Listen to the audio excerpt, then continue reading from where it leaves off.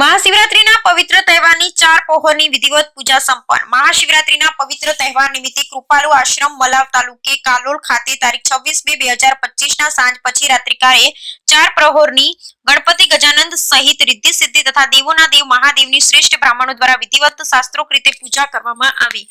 4 पहोरनी पूजानुं महत्व અને પૂજન કરાવનાર તથા કરનારની પ્રક્રિયા વિધિવત વૈદિક રીતે સંપન્ન કરવામાં આવી, જેમાં 151 શિવ ભક્તો મન વચનથી કર્મયોગી બની ઉત્સાહપૂર્વક ભાગ લીધો। બ્રહ્મલીન પરમ પૂજ્ય સ્વામી કૃપાલવાનંદજી રચિત આશ્રમમાં મારી ગુરુ પરંપરા આધારિત બ્રહ્મલીન સ્વામી પરમ પૂજ્ય સ્વામી રાજર્ષિ મુનિએ શરૂ કરેલ 4 પહોરની પૂજન વિધિ આજે પણ ચાલુ છે। આ ઉપરાંત આશ્રમમાં बाल योग कर्म भक्ति ज्ञान योग ની શિબિરો ચાલે છે। વર્ષમાં 3 વાર ભાગવત સપ્તાહનું પારાયણ કરવામાં આવે છે। વિશ્વામિત્રી ઋષિના પરિસરમાં આવેલ મલાવ એક પવિત્ર સ્થળ છે, જ્યાં બાપુજીના હુલામણા નામથી ઓળખાતા ખેચરી મુદ્રા સિદ્ધ બ્રહ્મલીન પરમ પૂજ્ય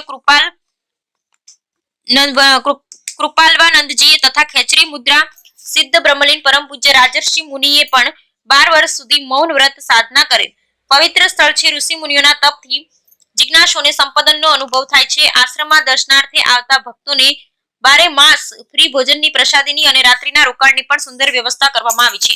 પૂજન વિધિ માટે આયોજક તથા ટ્રસ્ટી મંડળે ઉપયોગી સુંદર વ્યવસ્થા કરેલ હતી। આવા પવિત્ર આશ્રમો જે આત્માનું કલ્યાણ કરનારા હોય, જીવનમાં મુલાકાત લેવા અને અનુસરવા જેવા ખરા। पानी मांगे थे तो ये भगवान साधु पानी चाले नहीं, भगवान जो तीर्थों जल लाइन स्नान करावता है वो भाव राखवानो। पानी में અને જલમાં બહુ તફાવત છે। કદાચ આપણે ટાંકામાં ભર્યું હોય એટલે કહેવાય પાણી, પણ અત્યારે બધા તૈયાર કર્યા છે, કેકો ભરી લઈને આવ્યા છે, બધા કેકો ખોલી લીધો તો અંદર કોઈ જીવાત પડ્યું હોય નહીં, અને કદાચ ઘરનું માટલાનું પાણી 2-4 દાડા ના વિચરીએ તો અંદર જીવાત પણ પડી જાય છે। લાગી રહેશે એવું કીધું ને કે એ પાણીમાં બધા બહુ બેક્ટેરિયા થઈ ગયા છે, પાણી પીવા લાયક છે નહીં।